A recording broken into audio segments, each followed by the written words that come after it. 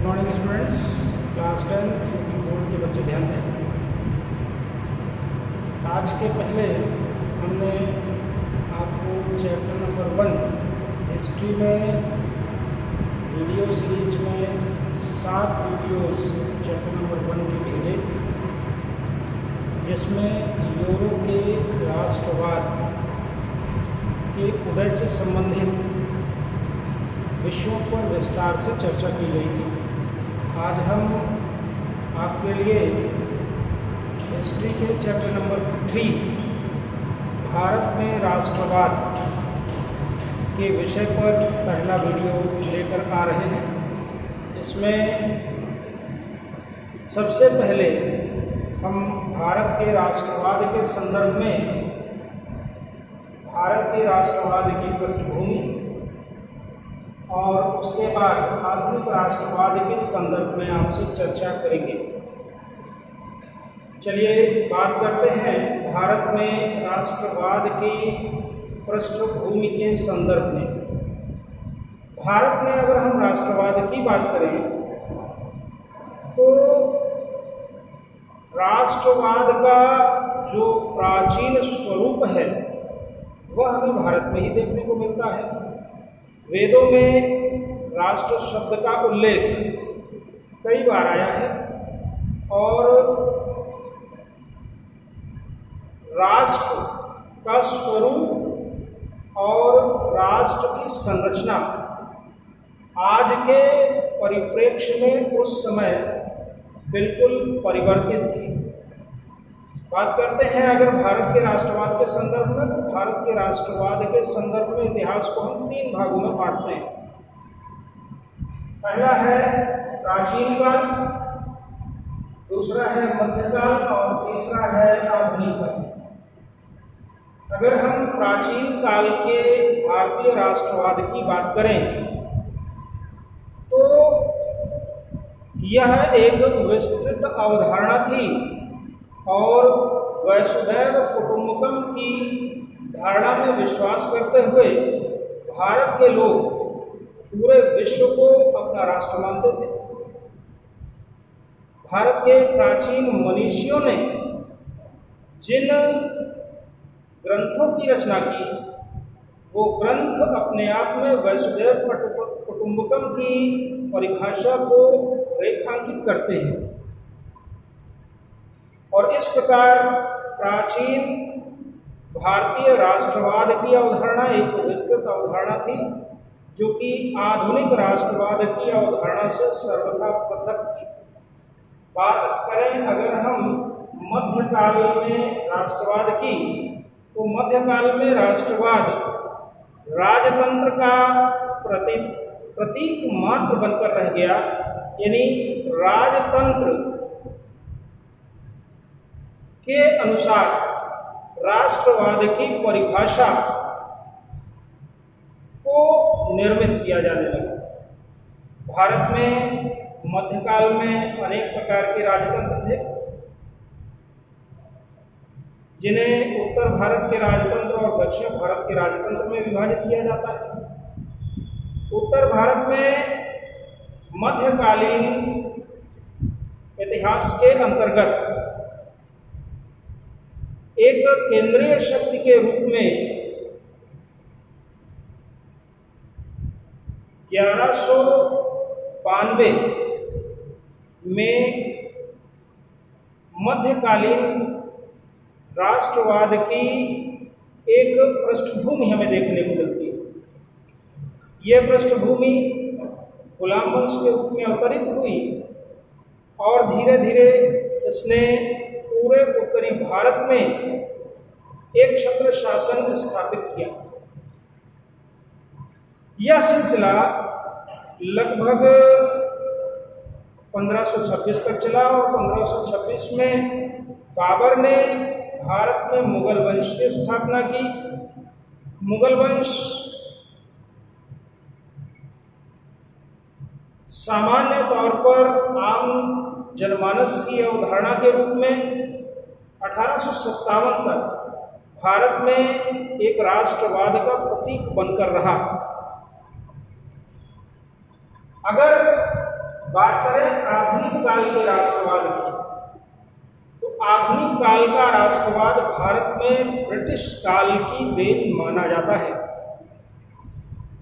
और जब हम आधुनिक राष्ट्रवाद की बात करते हैं भारत के संदर्भ में, तो इसे हम दो भागों में बांटते हैं, पूर्व ब्रिटिश काल का राष्ट्रवाद और पश्चात ब्रिटिश काल का राष्ट्रवाद, जिसमें पूर्व ब्रिटिश काल के राष्ट्रवाद को उदारवादी राष्ट्रवाद की संज्ञा दी जाती है। वास्तव में जो आधुनिक काल का भारत का राष्ट्रवाद है वो वास्तव में ब्रिटिश शासन की देन माना जाता है। अगर ब्रिटिश शासन की भारत को सबसे महत्वपूर्ण देन की चर्चा अगर की जाए तो ये कहना गलत नहीं होगा कि भारत को जो सबसे अमूल्य निधि ब्रिटिश साम्राज्य की तरफ से दी गई वो थी एकीकरण की नीति, यानी उत्तर भारत से लेकर दक्षिण भारत तक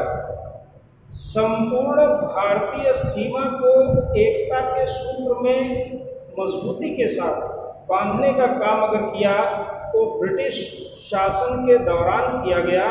ब्रिटिश शासन के दौरान भारत की केवल एक परिभाषा रही, भारत का केवल एक परिचय रहा, भारत अंग्रेजों का उपनिवेश बनकर रह गया। और यहाँ के लोगों को अंग्रेजों ने एक नाम दिया इंडियन, जो हमारी अंतर्राष्ट्रीय पहचान के रूप में विख्यात है। तो इस प्रकार अगर हम देखें तो आधुनिक राष्ट्रवाद ब्रिटिश काल की देन माना जाता है, जो कि पूर्व ब्रिटिश कालीन राष्ट्रवाद और पश्चात ब्रिटिश कालीन राष्ट्रवाद के रूप में हमें देखने को मिलता है। अगर हम पूर्व ब्रिटिश कालीन राष्ट्रवाद की बात करें तो यह मुख्य रूप से हमें उदारवादी राष्ट्रवाद के रूप में देखने को मिलता है, क्योंकि इस काल के दौरान राष्ट्रवाद की बात करने वाले जो भी नेता थे या जो भी प्रतिनिधि थे वो केवल अनुनय विनय और सभा संगठन के आधार पर अपनी बात कहने का एक प्रयास करते थे और अनुनय विनय के माध्यम से सरकार के द्वारा अपनी मांगों को मनवाने का प्रयास करते थे। ये राष्ट्रवाद का प्रारंभिक रूप माना जाता है, जिसे उदारवादी राष्ट्रवाद के नाम से जाना जाता है। इस काल के राष्ट्रवाद में सबसे प्रमुख नाम आता है गोपाल कृष्ण गोखले और दादा भाई नौरोजी का। दादा भाई नौरोजी, जिन्हें grand old man of India के नाम से भी जाना जाता है, यानी भारत के वयोवृद्ध पुरुष के नाम से भी जाना जाता है।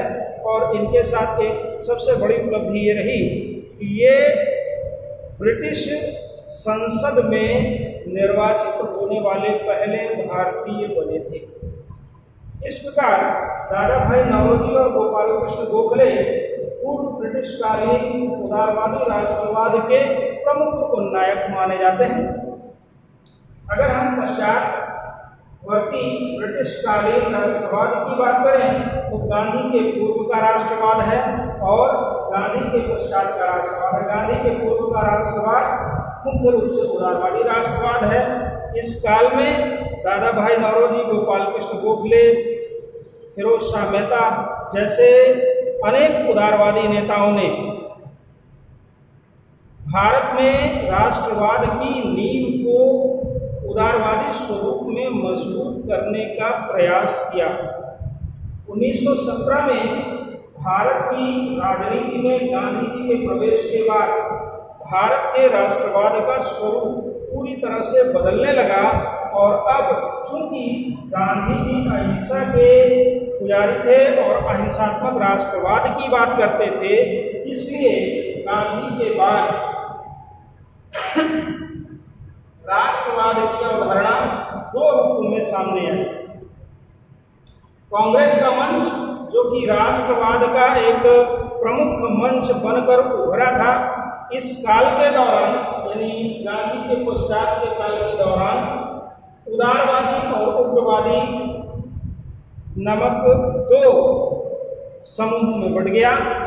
उदारवादी राष्ट्रवाद के नायकों में महात्मा गांधी स्वयं, राजेंद्र प्रसाद, पंडित जवाहरलाल नेहरू, लाल बहादुर शास्त्री जैसे उदारवादी नेताओं के नाम लिए जा सकते हैं। वहीं पर उग्रवादी राष्ट्रवाद के अंतर्गत सबसे पहला नाम जो आता है वो आता है लोकमान्य बाल गंगाधर तिलक का। लोकमान्य बाल गंगाधर तिलक भारत के उग्रवादी राष्ट्रवाद के प्रमुख नायक माने जाते हैं। लोकमान्य बाल गंगाधर तिलक ने नारा दिया, स्वराज्य हमारा जन्मसिद्ध अधिकार है और हम इसे लेकर रहेंगे।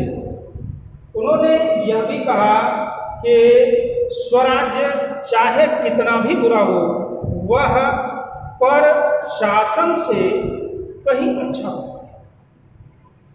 इस प्रकार उग्रवादी राष्ट्रवाद के उन नायकों में लोकमान्य तिलक के बाद अगर दूसरा कोई नाम आता है तो वो आता है लाला लाजपत राय का।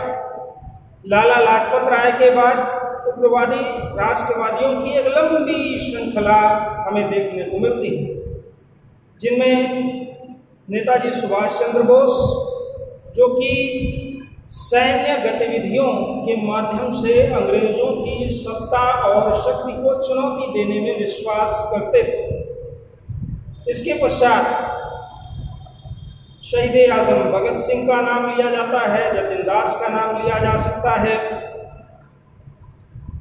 चंद्रशेखर आजाद का नाम लिया जा सकता है, राम प्रसाद बिस्मिल, अशफाक उल्लाह खां, राजेंद्र लाहिड़ी, बटुकेश्वर दत्त जैसे अनेक क्रांतिकारी नेता जो कि उग्रवाद राष्ट्रवाद के प्रमुख प्रतीक के रूप में जाने जाते हैं, उन्हें राष्ट्रवाद की द्वितीय कड़ी के रूप में जाना जाता है। तो इस प्रकार हमने इस वीडियो लेक्चर में ये देखा कि भारत में राष्ट्रवाद की पृष्ठभूमि प्राचीन काल, मध्यकाल और आधुनिक काल में बटी, और आधुनिक कालीन राष्ट्रवाद किस प्रकार पूर्व ब्रिटिशकालीन राष्ट्रवाद और पश्चात ब्रिटिशकालीन राष्ट्रवाद में परिवर्तित हुआ, और पश्चात ब्रिटिशकालीन राष्ट्रवाद में किस प्रकार गांधी के पूर्व का राष्ट्रवाद देखने को मिलता है और गांधी के पश्चात का राष्ट्रवाद उदारवादी राष्ट्रवाद और उग्रवादी राष्ट्रवाद के रूप में देखने को मिलता है। Thank you.